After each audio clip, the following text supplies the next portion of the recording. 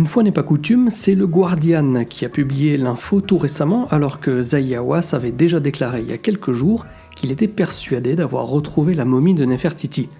C'est la découverte de hiéroglyphes cachés dans la tombe de Toutankhamon qui donne du poids, qui donne du corps même à une théorie selon laquelle la légendaire reine égyptienne Néfertiti se trouve dans une chambre cachée adjacente à la chambre funéraire de son beau-fils.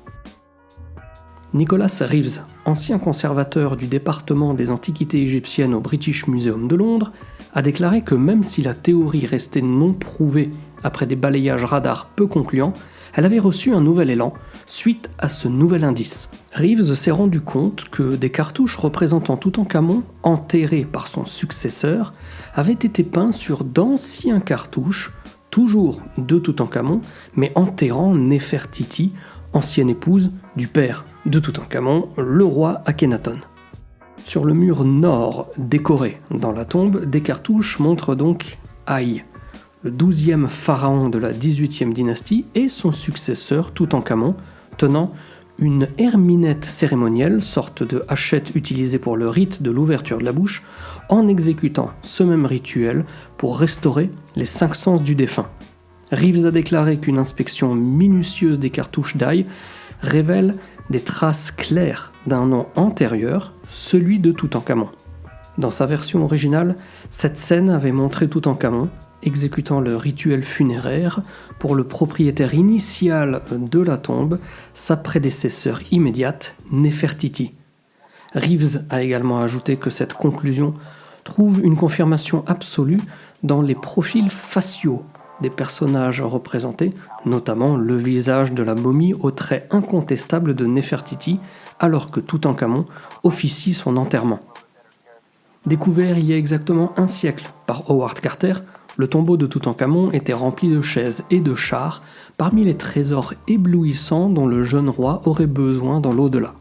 Reeves soutient que la mort inattendue de Toutankhamon, en 1324 avant Jésus-Christ, à l'âge de seulement 19 ans, après un mini-règne de 9 ans sur le trône, signifiait qu'il a très probablement été enterré à la hâte. Ceci pourrait expliquer la petitesse relative de sa tombe, qui a toujours beaucoup surpris et intrigué les chercheurs. Il a déclaré que de nouvelles preuves étayent la théorie selon laquelle la tombe de Toutankhamon n'est que la partie extérieure d'une tombe beaucoup plus grande et toujours occupée par Néfertiti, dont le propre enchaînement de chambres funéraires se cacherait derrière ce que l'on peut voir actuellement. En 2015, Reeves a fait valoir que les images haute résolution de la tombe de Toutankhamon montraient des lignes sous les surfaces plâtrées des murs peints, suggérant des portes inexplorées, bien que d'autres experts aient estimé que les scans n'étaient pas concluants. Faut-il voir dans ces déclarations un petit coup de com' pour ce cher Reeves ? Eh bien peut-être.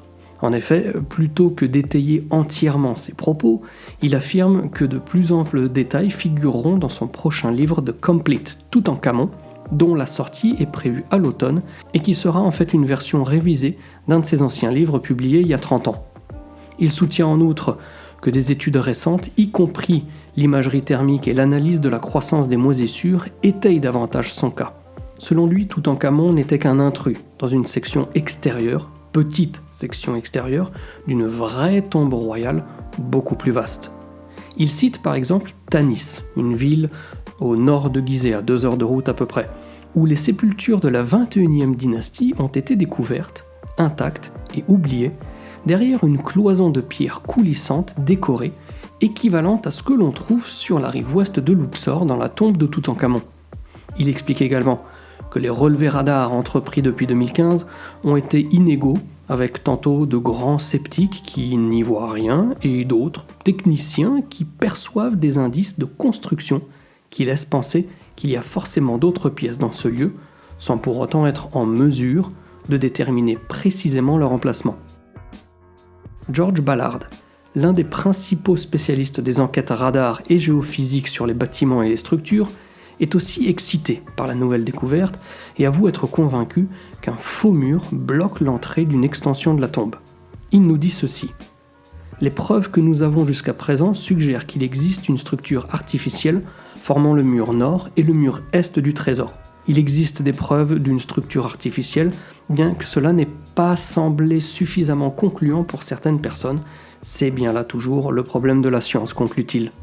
Encore quelques semaines donc, pour que nous en sachions un petit peu plus, les amis, sur le contenu de son livre et que le grand public soit à même de se faire un avis. Si des infos seront diffusées sur la base de ces nouveaux éléments, soyez certains que je vous en ferai part sur la chaîne. Mais pour l'heure, en vous remerciant d'avoir regardé la vidéo jusqu'au bout, je vous donne rendez-vous très bientôt et d'ici là, portez-vous bien et surtout, n'oubliez pas de garder la passion. Ciao ciao!